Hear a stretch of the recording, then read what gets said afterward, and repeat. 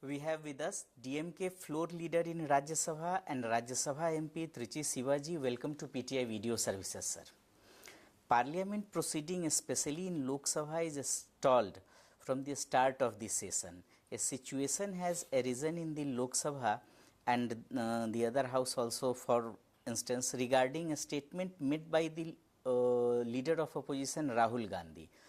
Ruling party linking it to national security issue. Your reaction, sir? See, I am in Rajya Sabha. I know what is happening in the Lok Sabha, but I cannot narrate everything. The problem there is that the leader of opposition, Mr. Rahul Gandhi, when he started speaking on the president's thanks motion, he mentioned something which created an uproar.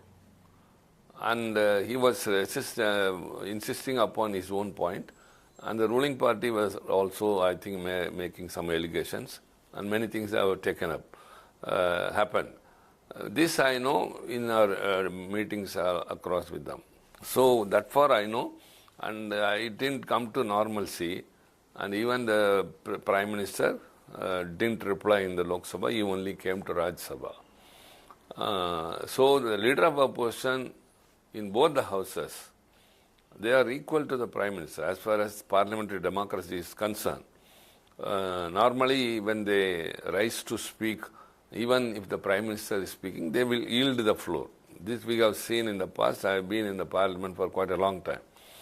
But it happens both in the houses, in Lok Sabha as well as in Rajya Sabha. In Rajya Sabha, leader of opposition, whenever he gets up to have a chance, he will be allowed for 1 minute.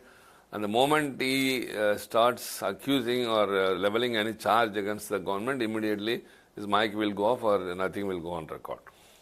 So this is the respect being shown to the leader of opposition in both the houses, and we feel very sorry for the deterioration. What we insist is nothing but, whether it is leader of opposition or any member from the opposition, if they want to say something, the chair should listen to them and then reply to them, or then they can reject what they have told. So the parliament is a debating forum where every member should be allowed to speak. Strangling the throat is not suited to parliamentary democracy. This is how what has happened there. The Lok Sabha has not, I think even today, it has not functioned as far as my knowledge goes. But Rajya Sabha is functioning smoothly. Sometimes today also we staged a walkout. That's all. Very smoothly we let the house run without the opposition parties. Of course, the Rajya Sabha resumes with its own business, whether it is a question hour or anything else. So we let them to function. We just protest, and as a mark of protest, we just walk out.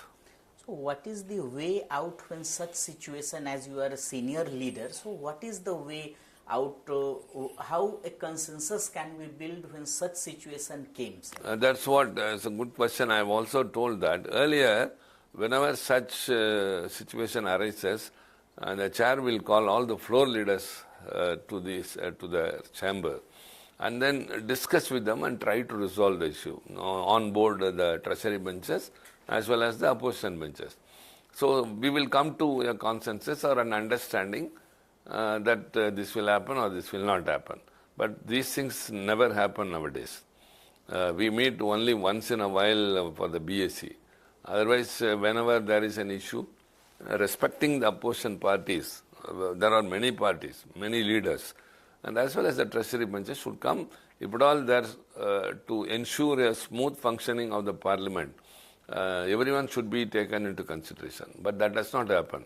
We want only in the democratic path of functioning, always recognize us, give us our chance, listen to us.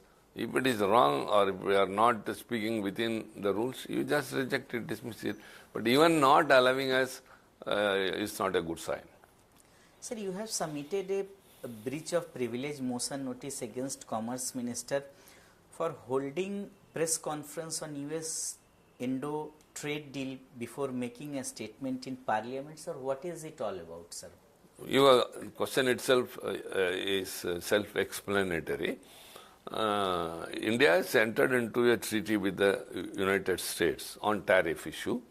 So long US was imposing 50% tariff for too many reasons, reciprocal and also Russian oil and all. Now that I don't need to elaborate what is in the treaty or what reservations we have. That's all different. The US, on behalf of the US, the previous night there has come a statement that Mr. Donald Trump had a telephonic conversation with our Prime Minister, Mr. Narendra Modi, and they come to an understanding. And Indian government has to give an explanation what actually happened. And how it should happen is as per the procedure. Whenever the government takes a very important decision with regard to the nation or a policy decision, if the parliament is in session, they should share it first with the members of parliament. As per, again, democracy, the government is accountable to the parliament. So when they defend that the Lok Sabha is not functioning, the Rajya Sabha is functioning. They may say that we walked out. Even without the opposition parties, as I said earlier, they pass bills, they debate. So that is not a reason. Actually, we have not staged a walkout also on that day.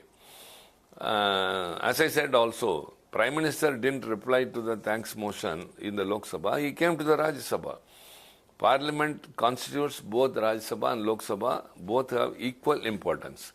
So the Commerce Minister, instead of coming to the Rajya Sabha and making a statement, he has went out and briefed the press about it. Full details or partial, but he has told about the US treaty. So members of parliament come to know what exactly the government has done only through newspapers or through television. That is not proper. So I have moved, even the other day I raised a point of order which the chair said, he has made a statement that cannot be accepted. So procedurally, based on the rules of procedure and conduct of business in the Council of States, I have referred the sections, rules 187, 188, 189, that he has breached the privilege of the upper house. I have also cited earlier rulings, both in the Lok Sabha and Rajya Sabha. The presiding officers have ruled that whenever the parliament is in session, the government should not make any public announcement about the policy. Only it should be in the house. So I have cited all those past precedents and also said that it is a propriety of the Rajya Sabha, rather a part of the parliament. And since the minister has not done it, it amounts to breach of privilege, and I submitted for the consideration of the chairman. Sir, assembly election is scheduled in Tamil Nadu. What is the challenges DMK face, and what are the agenda, what are the points they are going to the public, the people, the voters?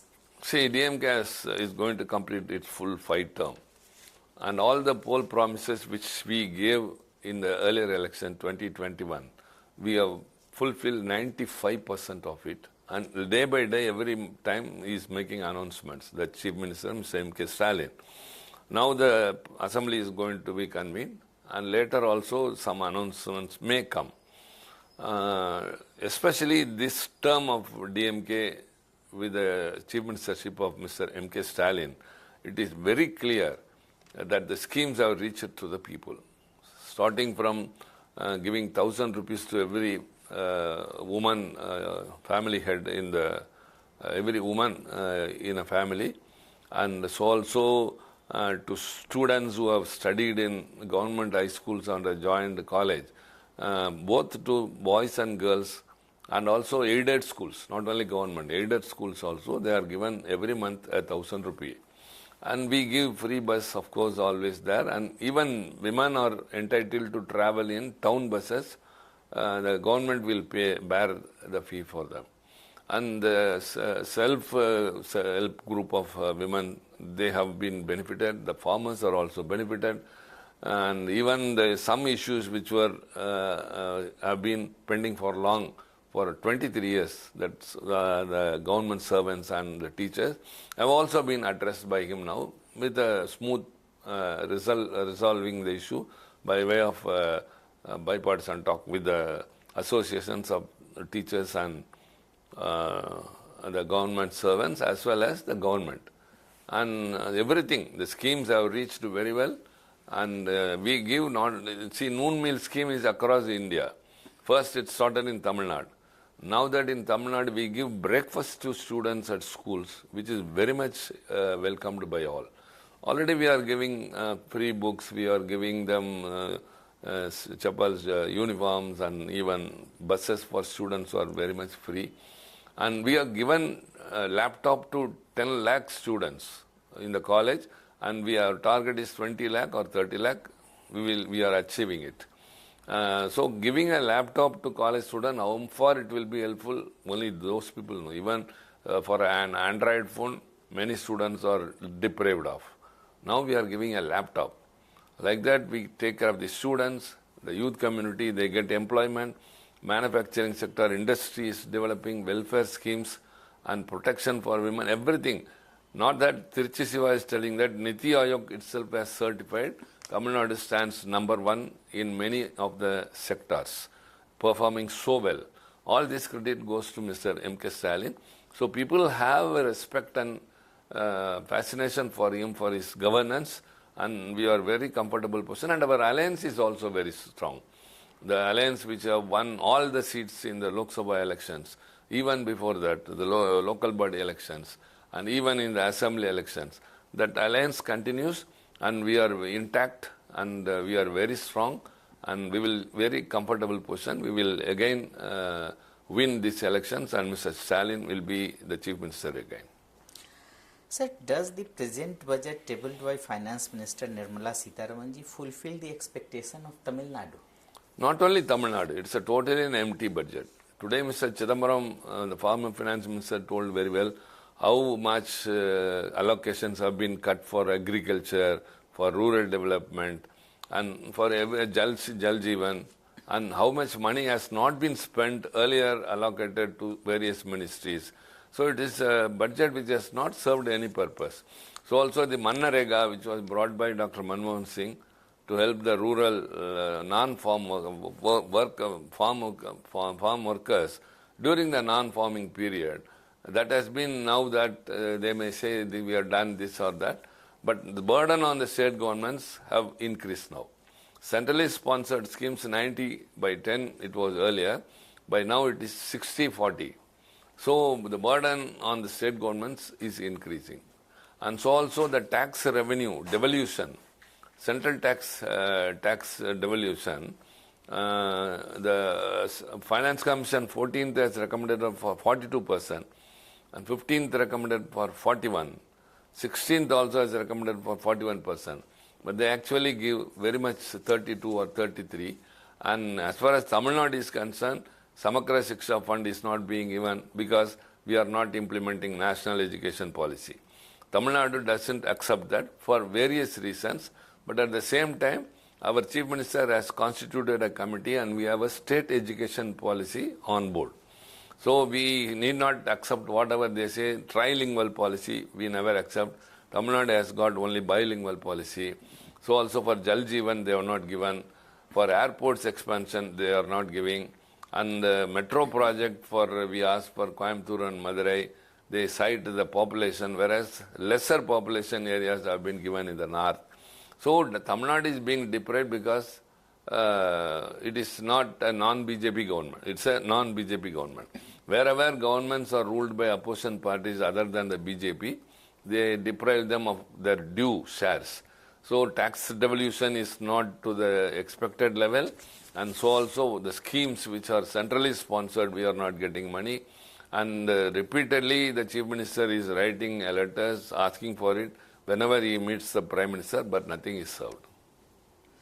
Sir, DMK have served many exceptions regarding the national education policy, sir. The center explains otherwise, sir. What do you say? That I told earlier. Many things we cannot accept in that. It totally takes away the powers of the state government. Education is in the concurrent list. Whatever any legislation which is brought, it's a policy, it's not a legislation. So policy means they can impose upon us. If it is a legislation, it is accountable. For example, today I raised the labor code issue. the 4 labor codes that have been passed in the parliament and notified only now. It was passed in 2020 and now notified in 2025. Why the delay? They have to tell. Even that, the labor community in the country, they are not accepting it. And since it is in the concurrent list, state governments should also frame rules and notify it. All the governments ruled by all the non-BJP governments have not framed rules and they discard it because it is against the welfare of the labor community. Coming to February 12th, the all Central Trade Union is going to launch a protest across India, all over India, pan-India protest. So I cited that, taking into consideration, you repeal these codes and redraft it, calling the stakeholders also on table and discuss with them. So also the NEP, we totally not accepting it for many reasons which I cannot brief in before a television for a few minutes. And that's why we have not only not accepted that NEP, we have a state education policy on our own. That was comprised of very good academicians who are well versed in the academic field, and we have drafted it and we are trying to follow that. We are already successful. One thing I would like to say, the higher education enrollment ratio, the average of India is 24.8%. And the target which India expects to achieve in 2035, 10 years from now, is 50%. But now itself, Tamil Nadu has reached 51%. So in all categories, education-wise, we have done well. So trying to impose upon us NEP which doesn't suit to the state and to the people and the way we are heading towards will not suit us. So we have got every right. It is also, we have got also powers, the state government, its own powers. We outrightly don't accept NEP. In the place of it, we have got an SCP. Thank you. Talking to PTI Video Services. Thank you very much.